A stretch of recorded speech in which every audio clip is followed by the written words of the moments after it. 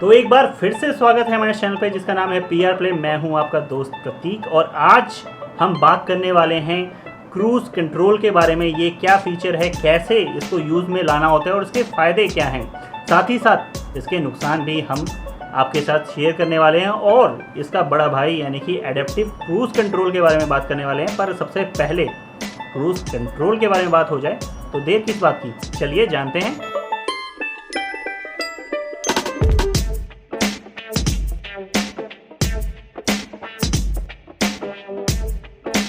Cruise control एक ऐसा feature है जो काफ़ी फ़ायदेमंद रहने वाला है अगर आप ज़्यादातर हाईवे पे ड्राइव करते हैं अपनी गाड़ी।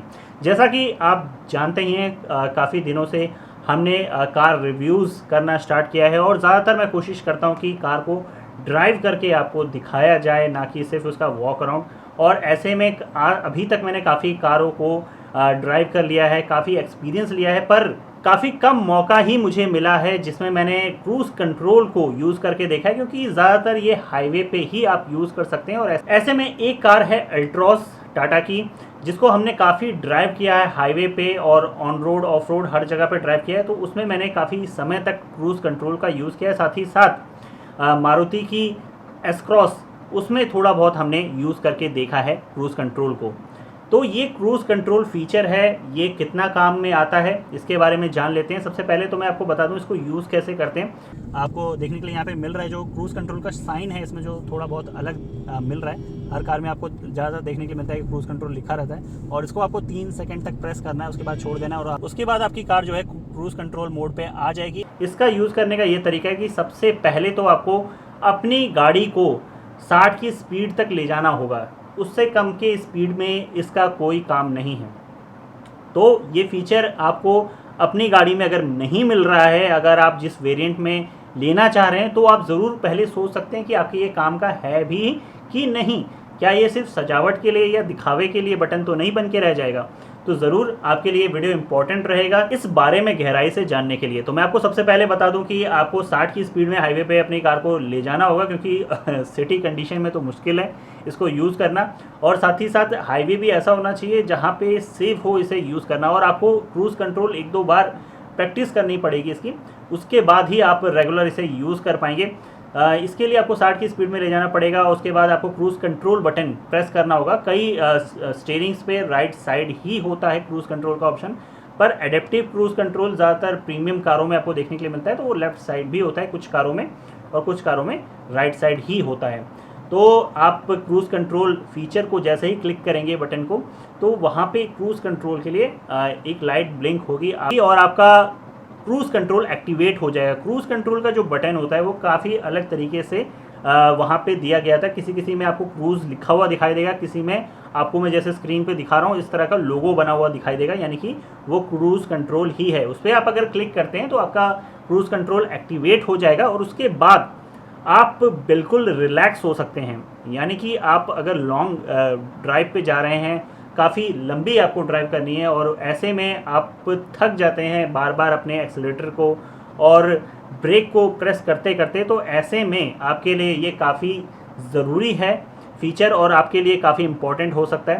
तो आपको बिल्कुल पाँव हटा देना है अपने ब्रेक से, अपने एक्सीलरेटर से, और आप रेडी हैं क्रूज़ कंट्रोल का फ़ायदा उठाने के लिए।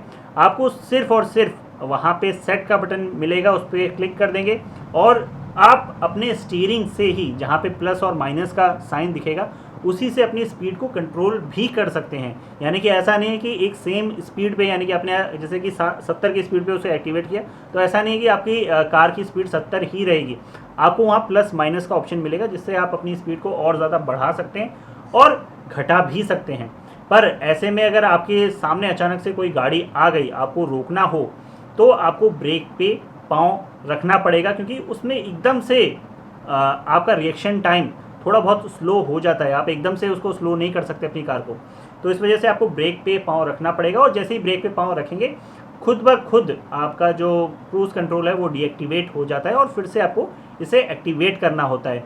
तो अगर आप स्पीड ज़्यादा कम कर रहे हैं और आपको अपने गियर को नीचे करना पड़ेगा, तो यानी कि आपको मैनुअल में बार बार अपने गियर को चेंज करना पड़ेगा। ज़रूर आप क्रूज़ कंट्रोल का यूज़ करते करते आप क्लच का यूज़ कर सकते हैं और अपने गियर का यूज़ कर सकते हैं, पर अगर आपने ब्रेक या एक्सीलेटर का यूज़ किया मैनुअली तो ये क्रूज़ कंट्रोल तुरंत डीएक्टिवेट हो जाएगा। तो इस वजह से आपने जान लिया, आप गियर का ज़रूर यूज़ कर सकते हैं अपनी स्पीड को बढ़ाने के लिए। अगर आप प्लस का साइन दबा के अपनी स्पीड को बढ़ा रहे हैं, और घटाने के लिए भी सेम प्रोसेस आप कर सकते हैं जब आप डाउन शिफ्ट कर रहे हैं अपनी कार को।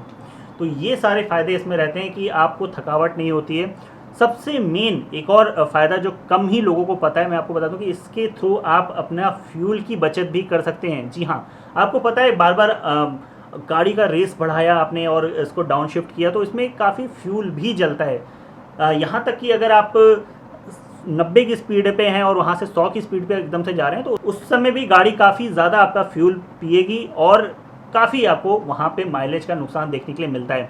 पर जब आप क्रूज़ कंट्रोल का यूज़ करते हैं तो आपका एक सर्टेन स्पीड में धीरे धीरे आपकी स्पीड बढ़ती है और धीरे धीरे ही घटती है। तो ये सब फ़ायदे यहाँ पे आपको देखने के लिए मिलते हैं क्रूज़ कंट्रोल के। पर अब बात कर लेते हैं इसके नुकसान के, क्योंकि ये इंडिया है भाई।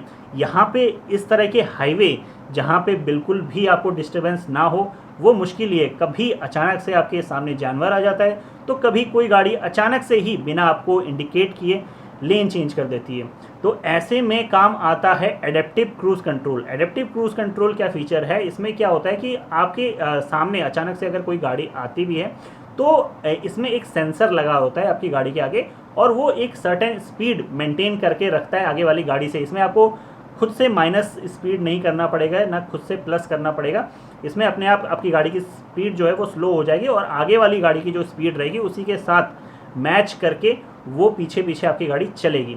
तो इसमें आपको अचानक से ब्रेक नहीं लगाना पड़ेगा, ऐसा कोई डिस्टर्बेंस आपको नहीं होगा क्रूज़ कंट्रोल को इस्तेमाल करते हुए। यानी कि एडेप्टिव क्रूज़ कंट्रोल, आप उसको स्मार्ट क्रूज़ कंट्रोल भी कह सकते हैं क्योंकि वो नॉर्मल क्रूज़ कंट्रोल से थोड़ा स्मार्ट होता है।